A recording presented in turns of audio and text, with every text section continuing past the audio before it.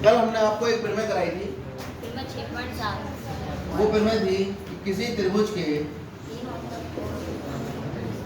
के शीर्ष बिंदु के रूप में होते हैं, इसे बिंदु कहते हैं। बिंदु का नाम अंग्रेजी के बड़े अक्षर से लिखते हैं। अगर दो बिंदु ले लेंगे, दो बिंदु हो जाएंगे, इन दो बिंदुओं को जोड़ दोगे, रेखाखंड कहते हैं इसको। अगर इसे एक दिशा दे दोगे, जितना चाहे उतना आगे बढ़ा दो, इसको किरण कहते हैं। इसको इधर उधर जितना चाहे आगे बढ़ा लो, इसे रेखा कहते हैं। ठीक है। और अगर एक बिंदु से दो किरणें निकल रही हैं इसे कोण कहते हैं। तो इस पूरी व्यवस्था को कोण कहते हैं। कोण में ये जो जहां से दो रेखाएं निकल रही हैं, इधर शीर्ष कहते हैं। कोण का नाम लिखने का तरीका होता है, कोण का निशान लगाते हैं। कोण ये कोण की दो भुजाएं हैं। कोण में दो भुजाएं होती हैं और एक शीर्ष होता है ना। तो एक भुजा पर स्थित एक बिंदु, शीर्ष हमेशा बीच में लिखा जाएगा, और दूसरी भुजा पर स्थित बिंदु।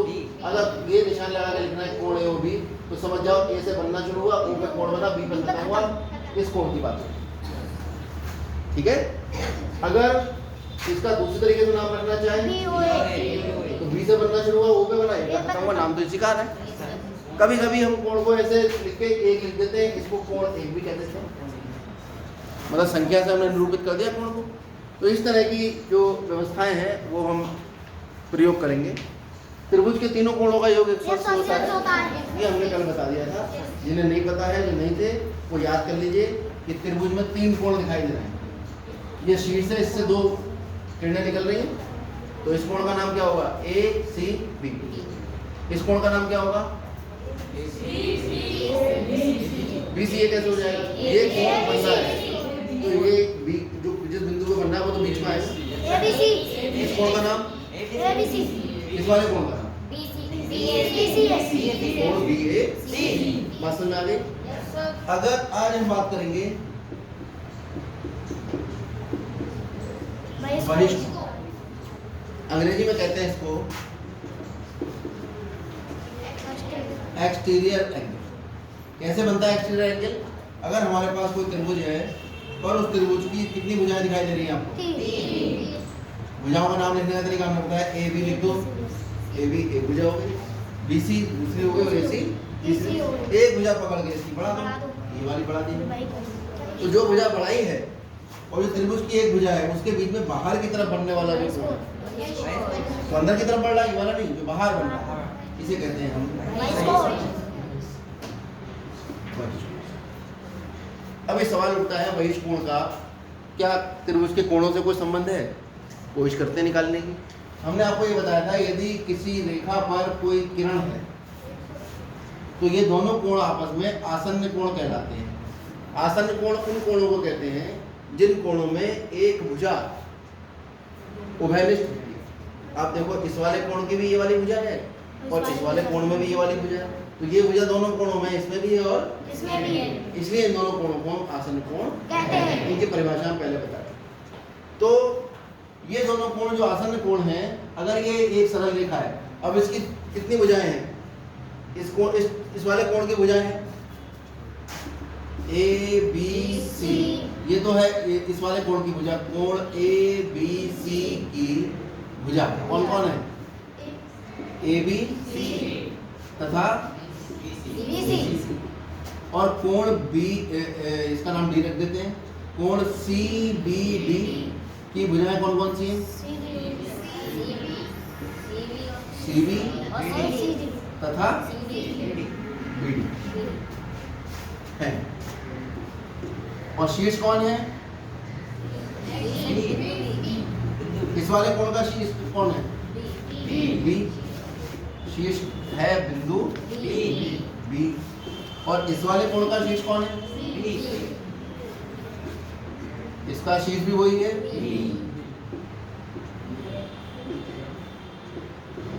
बात समझ आ रही है इतनी?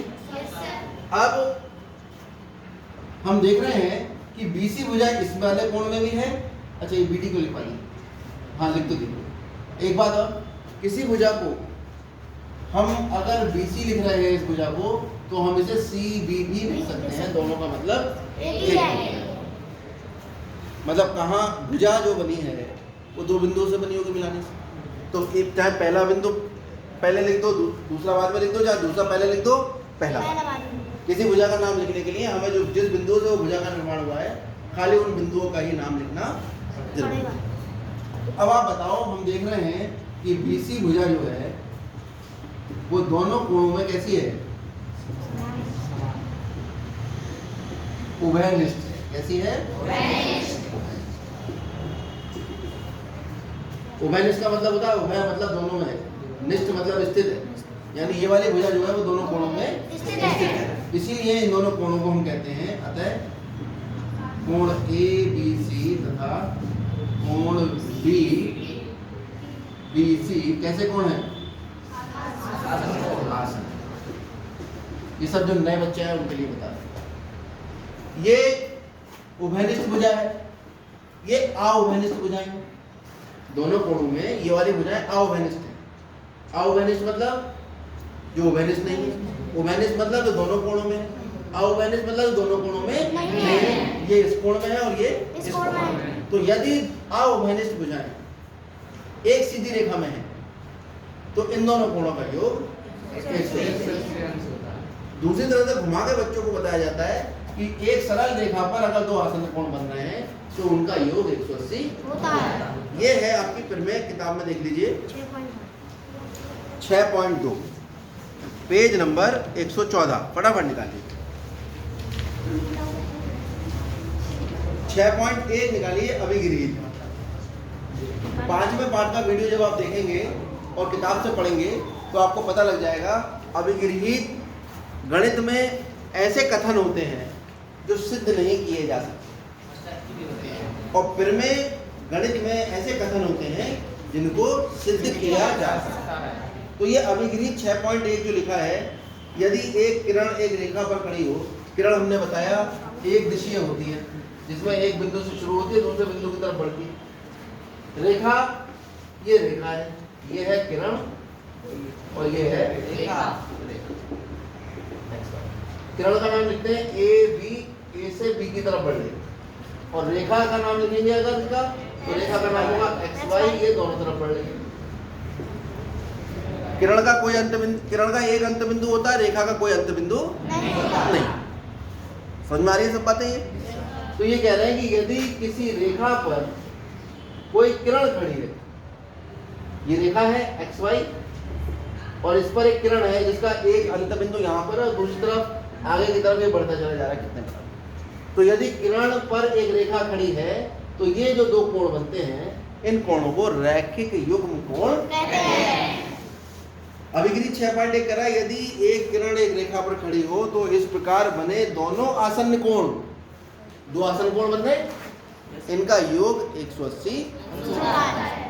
कोई समस्या इसमें? तो अभिगृहीत 6.1 आप लिख लेंगे। उसके बाद फिर में 6.2 निकालिए अगले पेज पर, 114 पेज।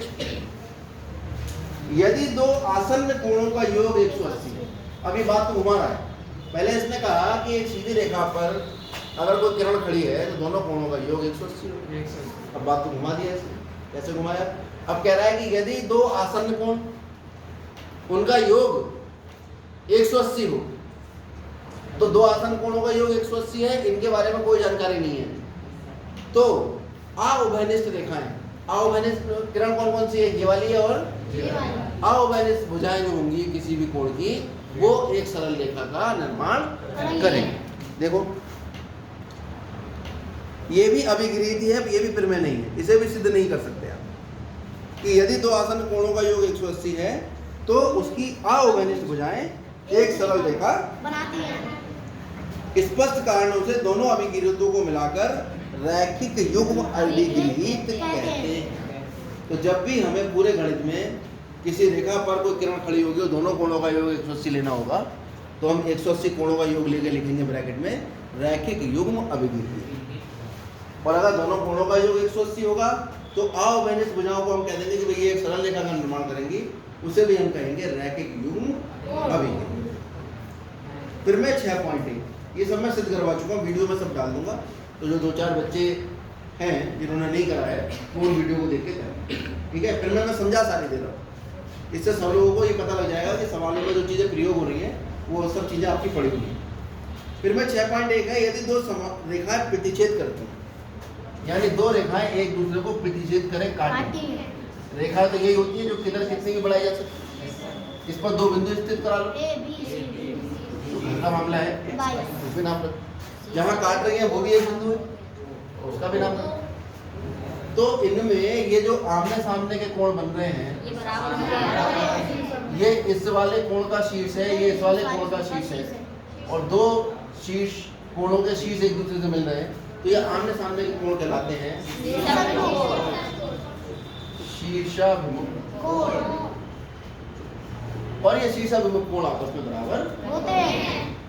ये फिर मैं आपकी किताब में सिद्ध कर रखा है, मैंने अभी करा दी है, तो देखिए।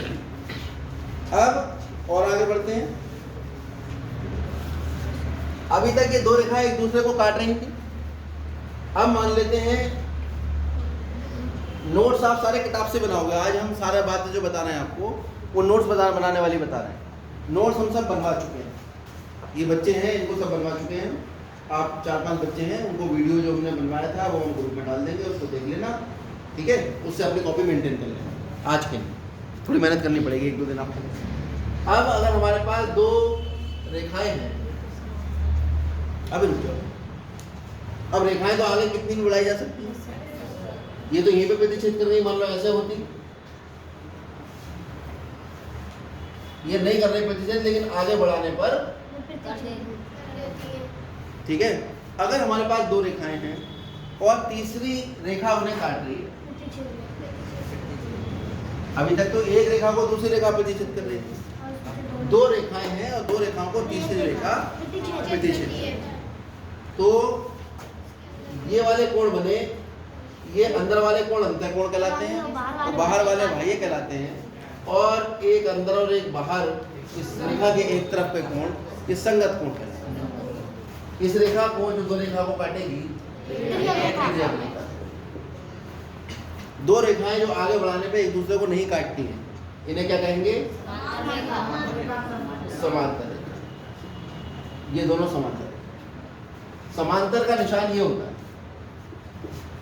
दो डंडे लगा देते हैं। इसका नाम अगर हम रखें x, y, इसका नाम रखें p, q, तो हम इसे लिखेंगे x, y समांतर है। रेखाएं तो बेटा बराबर हो ही नहीं सकती कभी, क्योंकि लंबाई फिक्स नहीं है उनकी। रेखाओं की लंबाई तो कितना भी बढ़ाते तो बराबर कैसे हो जाएगी। तो रेखाएं आपस में अगर समांतर है तो ये वाला निशान हम लगाते हैं इनके बीच में, तो समझ जाना रेखाएं कैसी है आपस में, समांतर। इसका नाम रख दो AB। अगर दो समांतर रेखाओं को जो रेखा काटती है उसे कहते हैं तिर्यक, तथा AB कैसी रेखा है?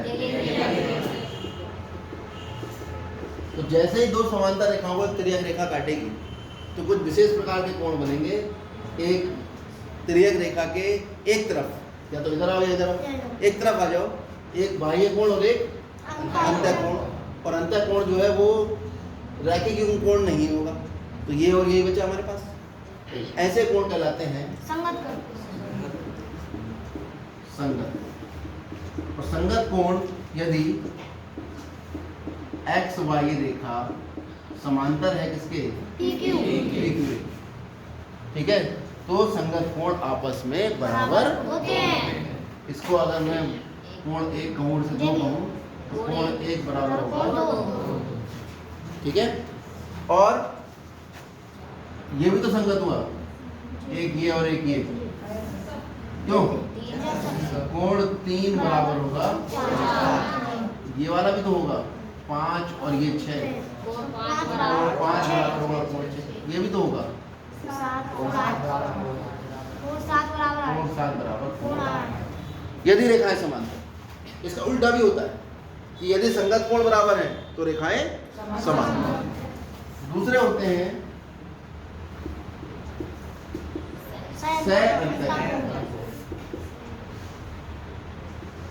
अंतःखंड होते हैं।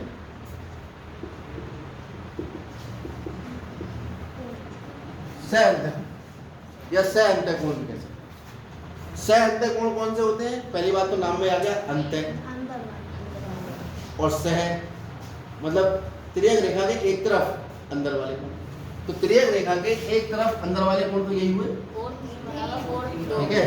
तो सह अंतःकोण, अंतःखंड कोण जो होते हैं, या सह अंतःकोण लिखा, अंतःखंड लिखा है किताब में, देख रहे हैं अंतः लिखा है ना। तो सह अंतःकोण जो होते हैं वो संपूरक होते हैं।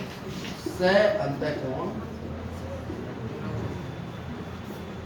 संपूरक, संपूरक का क्या अर्थ है? संपूरक, अगर दो कोण संपूरक हैं तो उनका योग हमेशा 180 है। संपूरक का मतलब ये, एक होता है कोटिपूरक, कोटिपूरक में दो कोणों का योग 90 होता है, संपूरक में दो कोणों का योग, यानी कोण 3 और कोण 2 का योग 180 होगा, और कोण 7 और कोण 6 का योग 180। ये हुआ ना तिर्यक रेखा के एक तरफ दो कोण, तिर्यक रेखा के एक तरफ दो कोण। इसके बाद लास्ट में हमारे पास आते हैं एकांतर अंतर। ये भी तभी बात हो रही है जब रेखाएं समांतर है। एकांतर अंतःकोण कौन से होते हैं? एकांतर होने चाहिए और अंत्य होने चाहिए। एकांतर मतलब त्रियक रेखा के एक इधर और अंत। बताओ कौन कौन से कोण आए? त्रियक रेखा के एक तरफ एक अंतःकोण, दूसरी तरफ एक अंतःकोण, कोण 7 और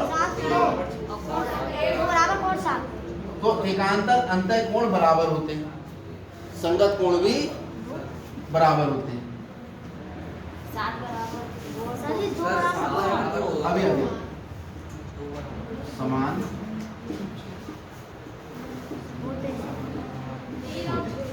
कब? यदि रेखाएं आपस में कैसी होती हैं?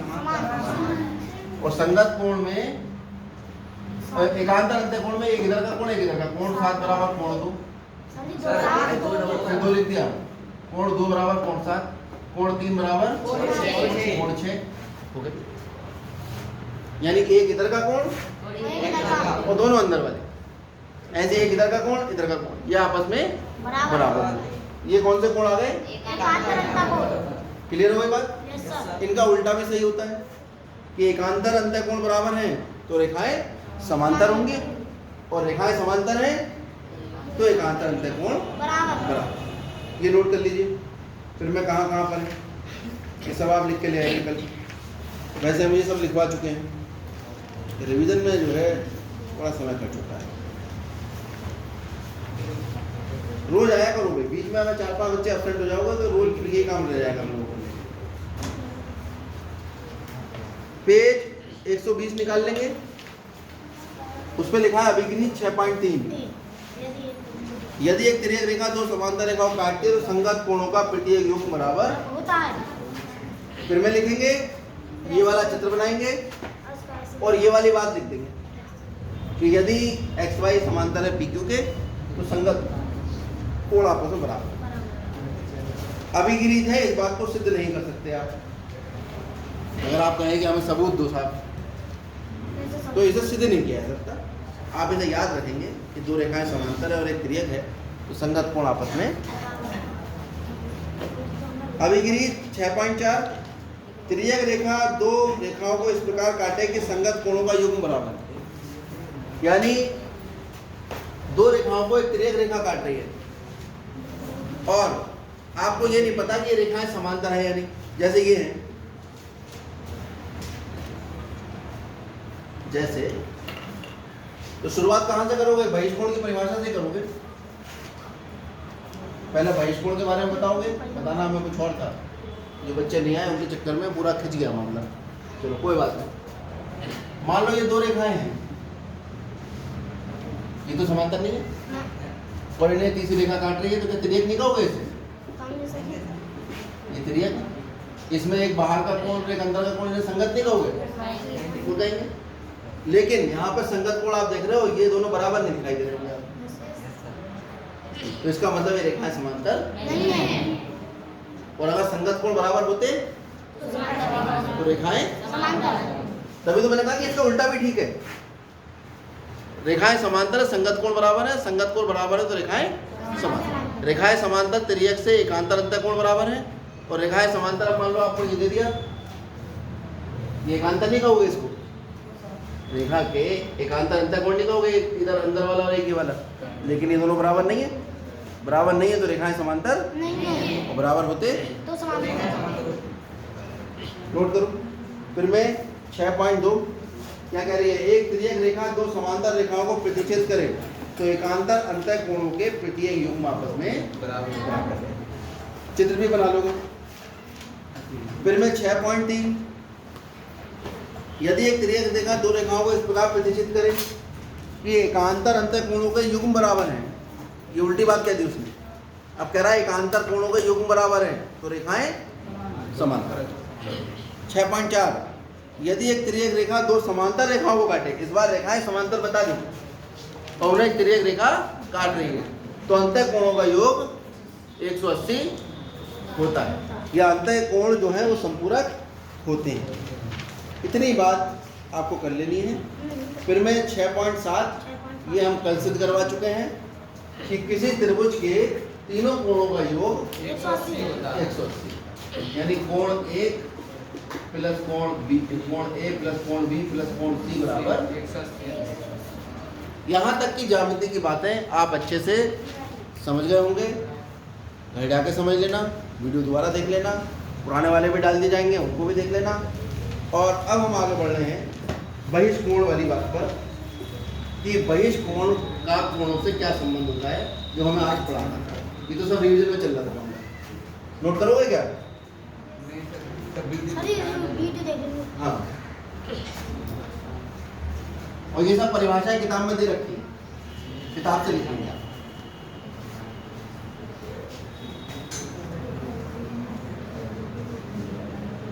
यहां से सब नोट करना है आपको।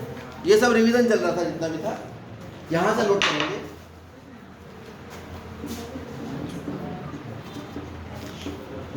बहिष्कोण का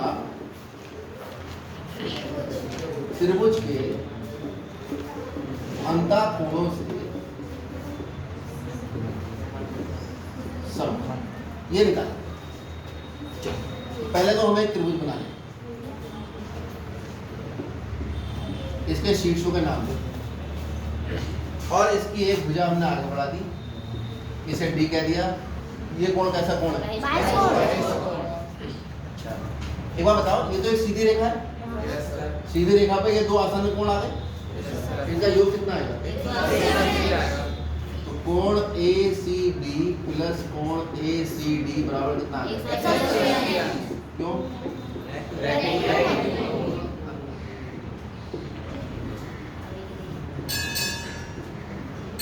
त्रिभुज के तीनों कोणों का योग कितना होगा?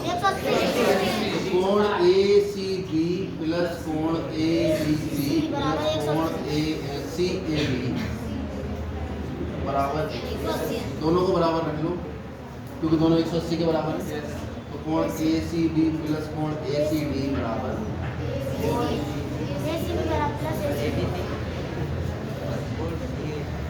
तो कोण CAB या ACB एक ही बात है, ठीक है। ACB दोनों तरफ है, दोनों इधर ले आओ, माइनस में आएगा, दोनों कट जाएंगे, तो कुल मिला के आपके पास आ गया कोण ACB कोण BAC प्लस या कोण ABC प्लस कोण यानी बहिष्कोण अपने सामने वाले दोनों कोणों का योग होता है। अगर ये कोण x है और ये y है तो बहिष्कोण जो होगा वो x प्लस y। अगर ये वाला बहिष्कोण और ये मान लो z है, ये वाला कोण z है, तो इसे अगर आगे बढ़ा दिया ये बहिष्कोण हो गया, इसका मान किसके बराबर होगा? बहिष्कोण है ना ये, तो ये अपने सामने वाले दोनों कोणों का योग x प्लस z। और अगर इसे बढ़ा दिया जाए तो सर जी y प्लस z, ये किसके बराबर आ जाएगा? बस आपको इतनी बात याद करनी है, ये हमने यहाँ सिद्ध करके भी दिखा दी जिन बच्चों को विश्वास नहीं कि बहिष्कोण जो होता है वो अपने सामने वाले दोनों कोणों का योग होता है। ठीक है, कल इस पे आगे हम सवालों पे बात करेंगे। आप सभी लोग